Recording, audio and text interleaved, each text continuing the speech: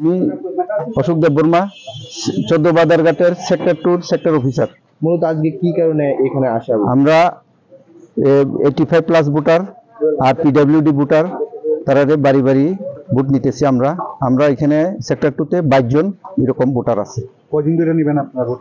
আমরা আজকে এবং আজকে যদি শেষ না হয় 10 তারিখ এবং আগামীকাল বন্ধ, পরের দিন 12 তারিখে আবার ভোট নেব। আজকে আমাদের যদি 22টা শেষ হয়ে যায় তাহলে আমাদের আর 12 তারিখে নেওয়া দরকার নেই। আপনার টিমে কতজন আছেন?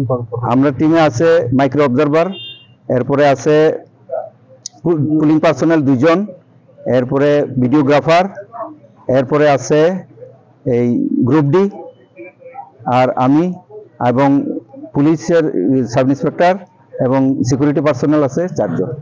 আপনি কি এর আগে এরকম বাড়ি বাড়ি ভোটের দায়িত্বে? আমি ছিলাম। বাড়ি বাড়ি ভোট আর স্কুলে বৈশাখ যে আপনি দুটোর মধ্যে তফাৎ বা কোনটা ভালো লাগে আপনার? মানে কোনটার মধ্যে উৎসাহটা আছে? উৎসাহ বলতে কিছুই না, ভোট নেওয়া কোনো উৎসাহের ব্যাপার না, এটা কর্তব্যের মধ্যে পড়ে, আমাদের নিতে হইব, এটা কর্তব্য আমাদের। প্রসেসটা কি আছে? প্রসেসটা তো আপনারা দেখে নেই। আর মাত্র হাতে গোনা কয়েক দিনের অপেক্ষা, এরপরেই গোটা দেশের পাশাপাশি ত্রিপুরার 2টি লোকসভা আসনেও অনুষ্ঠিত হবে লোকসভা নির্বাচন 2024। পাশাপাশি একই সাথে 7 রামনগর বিধানসভা কেন্দ্রে অনুষ্ঠিত হবে উপনির্বাচন। তার আগে বুধবার থেকে পোস্টাল ব্যালটের মাধ্যমে শুরু হলো ত্রিপুরায় ভোট গ্রহণ প্রক্রিয়া। এদিন বাড়ি বাড়ি গিয়ে দিব্যাঙ্গজন ও 85 ঊর্ধ্ব ভোটারদের ভোট গ্রহণ করা হয় পোস্টাল ব্যালটের মাধ্যমে।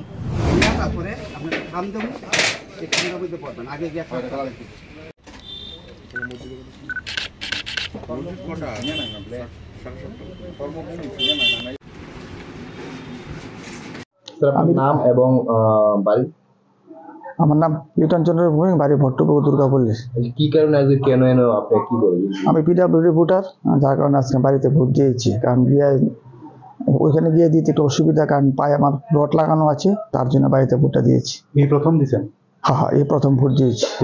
বাড়িতে আগে গিয়ে দিয়েছিলাম, ওই সঙ্গে হেল্পার নিয়ে গিয়েছি, তারপর ওইখানে লাইন হয়, প্রচন্ড ভিড় হয়, তার জন্য অসুবিধা, এবার জন্য বাইরে দিয়েছি।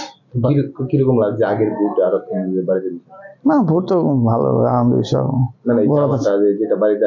মানে তো খুব ভালো, কারণ আগে তো গিয়ে অসুবিধা হতো, এখন যেহেতু বাড়িতে একটু আরাম, আগের থেকে একটু ভালো বোধ করছি।